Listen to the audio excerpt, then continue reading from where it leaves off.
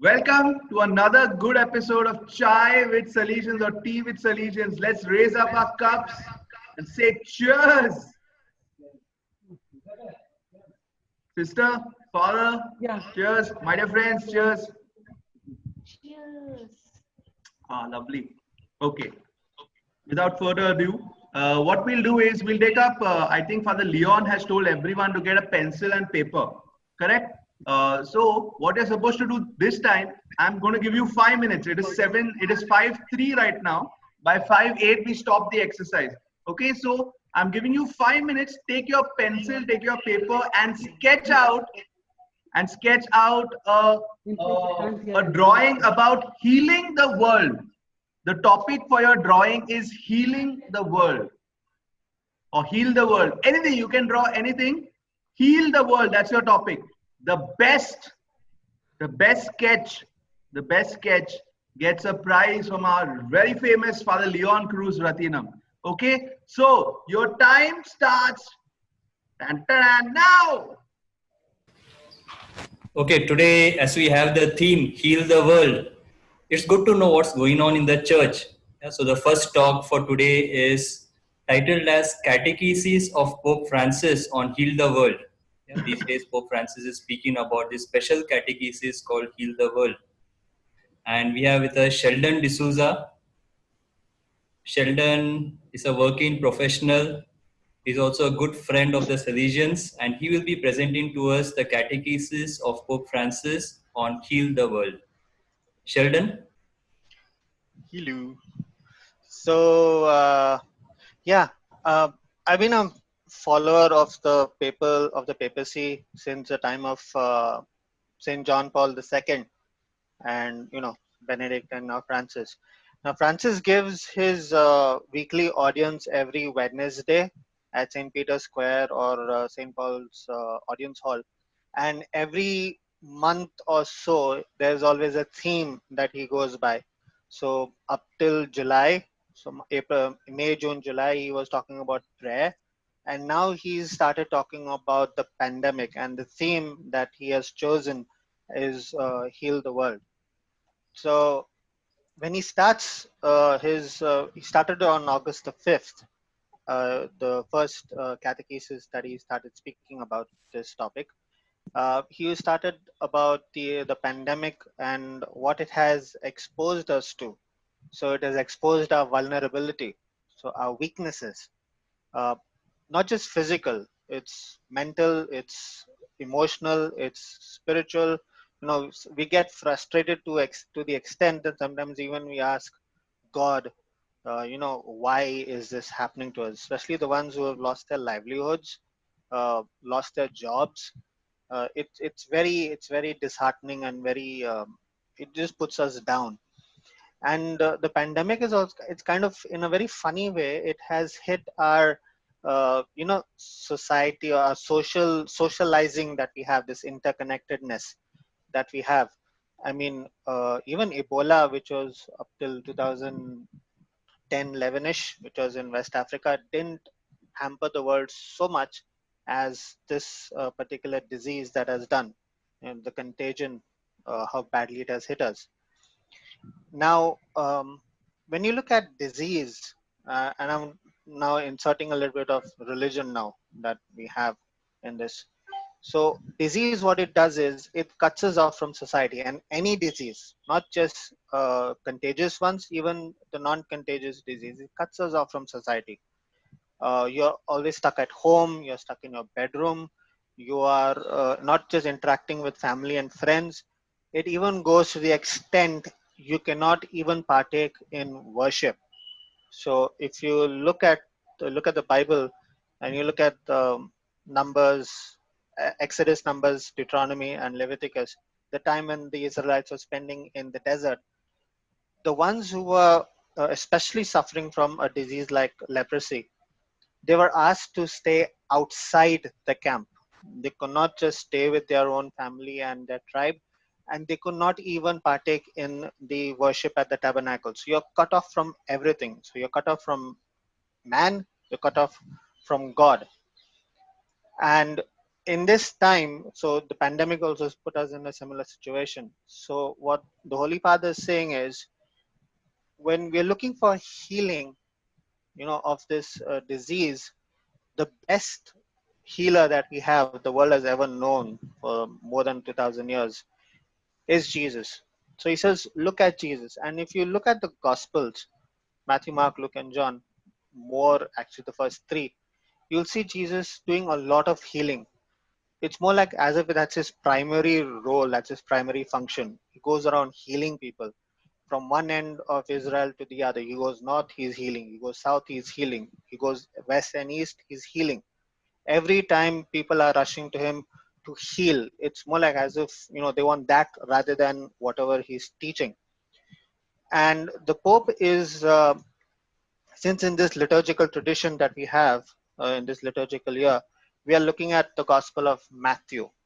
And theological scholars, they kind of treat Matthew as the kingdom gospel, because every time whenever Jesus is preaching, especially in his Sermon of the Mount, Jesus always talks about the kingdom. Kingdom of heaven is like this, is like the pearl, it's like a coin, it's like something or the other. He's always talking about the kingdom. So the Holy Father says that Jesus is establishing a kingdom of healing, a kingdom of justice, a kingdom of peace. And that kingdom of heaven, which can be established on earth, is built on three pillars: faith, hope, and love. And he cites one of the gospel passages, which is mostly in Luke, but the story wherein four people get a paralytic and they bring him to St. Peter's house. They, climb up the roof, break the roof, and they insert that body in. Sorry, the paralytic man inside the house for Jesus to heal. And one of the things, the synopsis of the whole incident, the Pope, he, kind of summarizes it. He says, and if I quote, Christ's action is a direct response to the faith of those people, to the hope they put in him, to the love they show that they have for each other, and so Jesus heals. But he does not simply heal the paralysis, Jesus heals everyone. He forgives sins, he renews the life of the paralyzed man and his friends. He makes him born again, so to speak. So it is a physical and a spiritual healing altogether, the fruit of personal and social contact. So it's a wholesome healing. You're right, from physical, emotional, mental, spiritual. He goes about healing every aspect of the human life.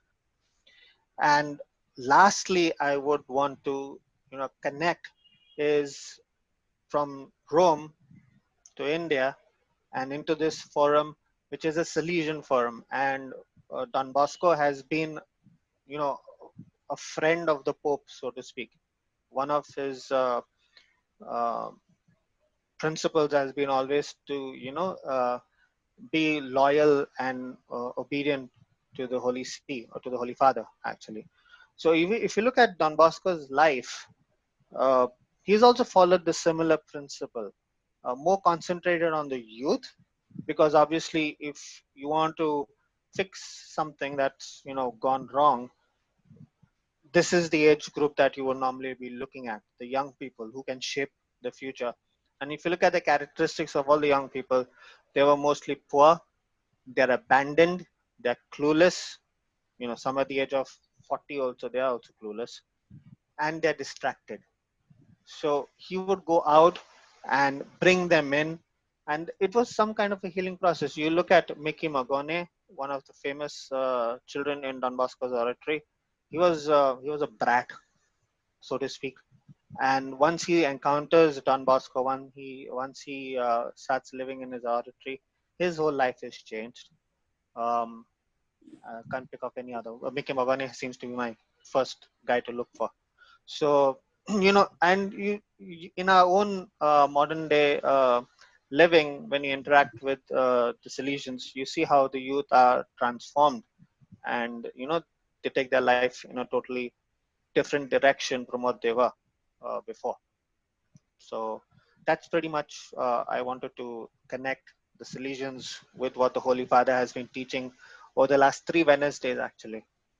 It's all about healing the world in this time of the pandemic. Sheldon, thank you very much. I can actually feel how the priests feel when they give their sermons and they have to cut it short to like 7 minutes. Okay, we have the second talk on heal the world by healing yourself. This talk will be given by Sister Rita Lobo. Sister Rita is a Salesian sister. She's a superior and also an advocate.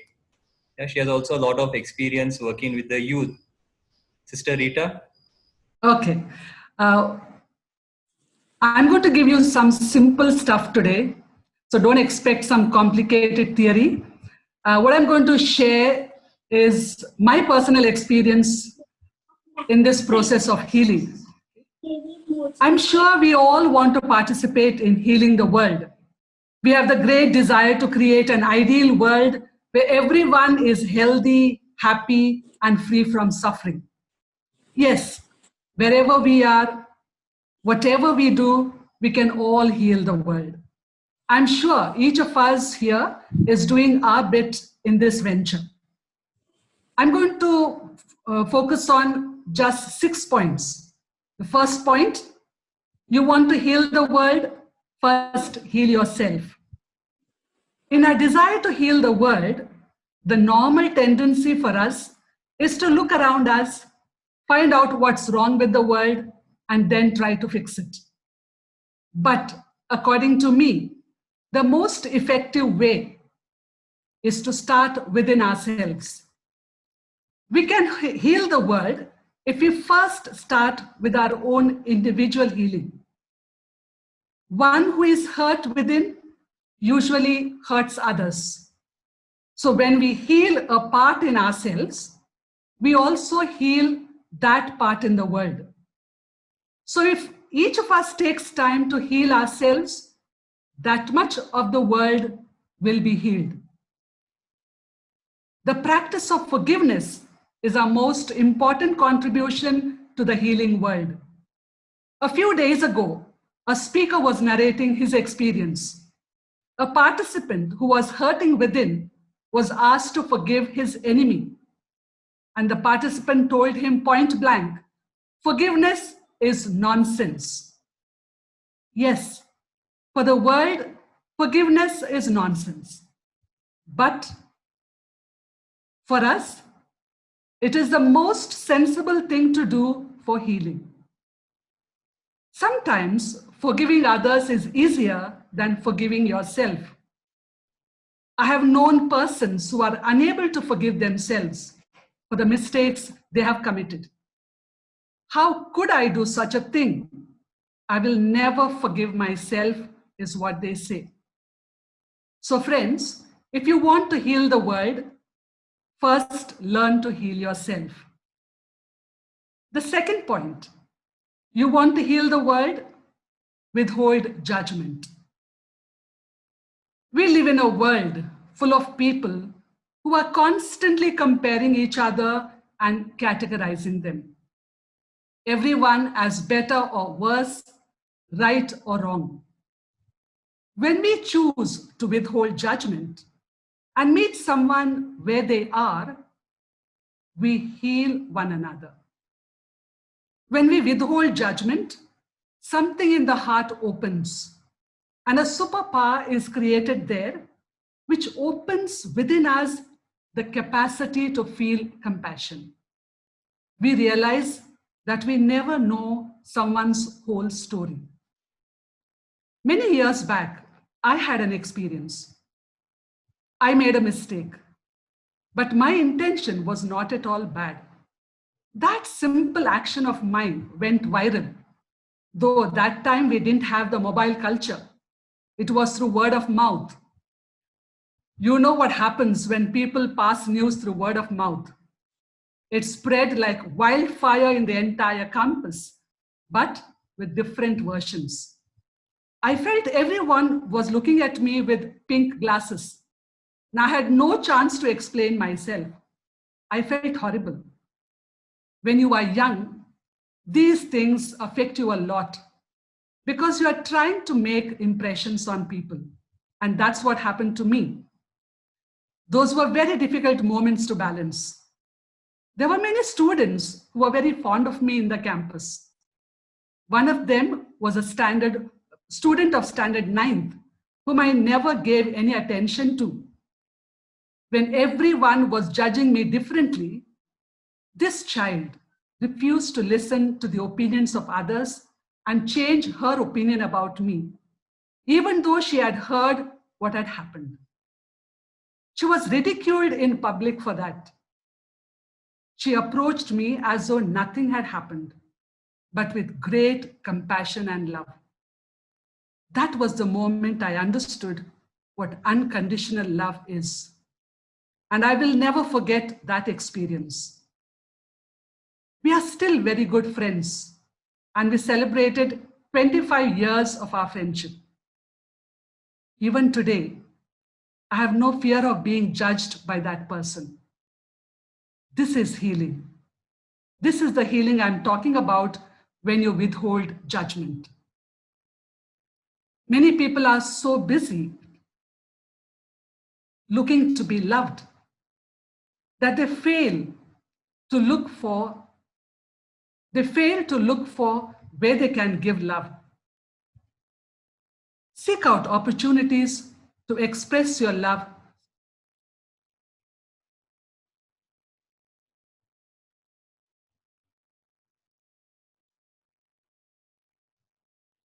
Okay. The next point.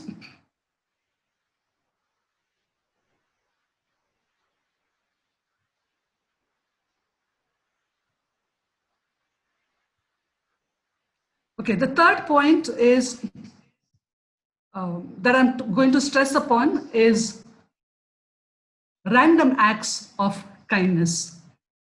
So many people are so busy looking to be loved that they fail to look for where they can give love. Seek out opportunities to express your love even to strangers. I have had experiences of great kindness in my life. It happened to me once when I went to book my railway ticket, and the one at the counter, who was a complete stranger to me, gave me the ticket along with the money. I said, "Sir, take the money." With a big smile, he said, "Keep it, ma'am, I'll pay for it." It was just 10 rupees, but the joy and positive feeling I felt was tremendous. Another incident that I vividly remember is when I first began traveling in local trains in Bombay. I didn't know much the difference between the first and the second class compartments. To me, it looked the same, all crowded to the maximum. I didn't know the city either. And once I blissfully entered the first class compartment with a second class ticket. To my bad luck, the TC appeared, and I didn't even know I was in the wrong compartment. He fined me 200 rupees. And this was around 20 years back. And 200 rupees was quite a lot at that time. Besides, I had no money to pay. I had no many contacts either, and no cell phone. So you can imagine my situation. I pleaded with the TC, as most of us do, but no use. I was completely worried. I didn't know what to do. Neither did I know the procedure to get out of this problem. A young girl standing next to me opened her purse and handed me 2 notes of 100 each. That scene is so vivid in my mind. I told her I won't be able to pay her back since I don't know her. "You don't need to, ma'am. It's okay. Just pay and go your way." This is what she said. I can never forget that incident. That random act of kindness created such an impact in me that I tried to imitate that in my life, and I have seen healing taking place in persons. The fourth point, you want to heal the world, offer hope. Too many of us feel helpless and hopeless in our unhappy lives. As healers, we can be a beacon of hope. We just need to shift our perception, see the possibility within others, and mirror back to them what we see. You will sometimes hear people say to you, if it was not for you, I would have been a different person today. You made a big difference in my life. And that's healing. The fifth point, you want to heal the world? Listen generously.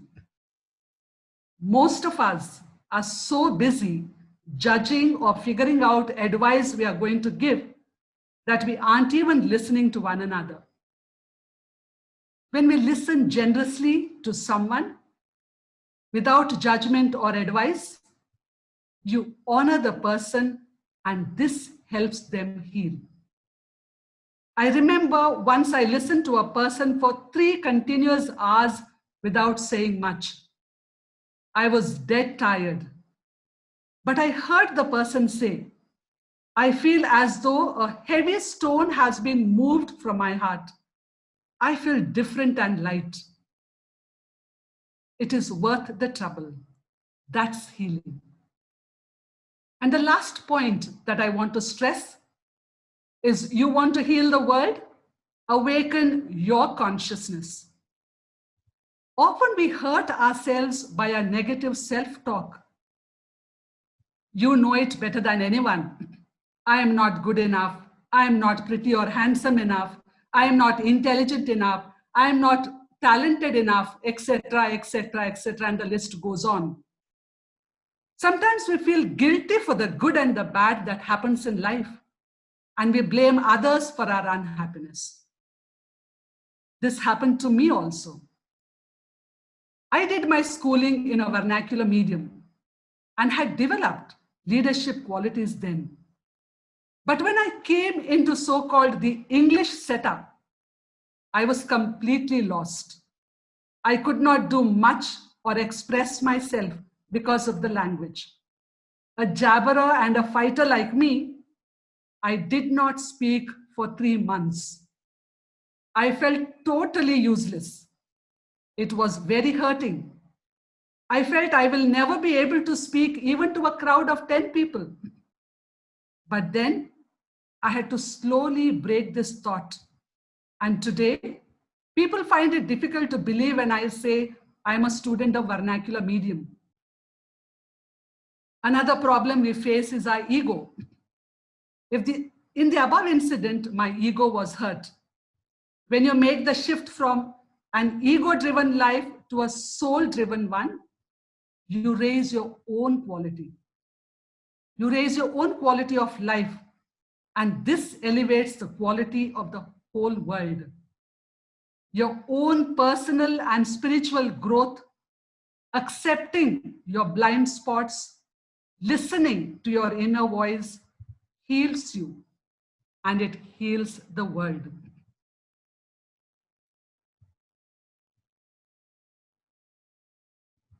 So, dear friends, these are the 6 points that I want to stress, which I have experienced in my life. Okay? I hope it helps you in your life and in your mission of healing the world. Thank you. Sister, thank you very much for the inspiring talk. For the group discussions, you would have already got a message on your WhatsApp. Okay, if you have not got any message, please contact me. So when we finish, click that link and join in the group discussions. Father Savio? Okay, Father Leon. Yeah. Yes. So Father Leon, we are giving 1 prize or 2 prizes. Now you tell us. 1. Okay, 1. So here I am announcing the prizes for the spot drawing competition. And okay, we received 7 entries via WhatsApp or on the Zoom file. Okay, the entries are Veronica, Ria, Raul, Emmanuel, Isha, Stephen, and Seema. Okay, so Veronica, Ria, Raul, Emmanuel, Anthony, Isha, Stephen, and Seema. These are the 7 people who posted their drawings, their sketches, and the winner And the winner of today's competition is Ria. So Ria has won the first prize. Come on, congratulations to Ria. Okay, congratulations to Ria. She has won first prize on the sport competition. Now, what you have to do is you have to send your address to Reverend Father, the famous Leon Rodriguez. The famous Leon Cruz. Okay, you have to send your address to him, and he will post the prize to you. Okay, so remember not to me, to Father Leon Cruz Ratinam. Send your address to him.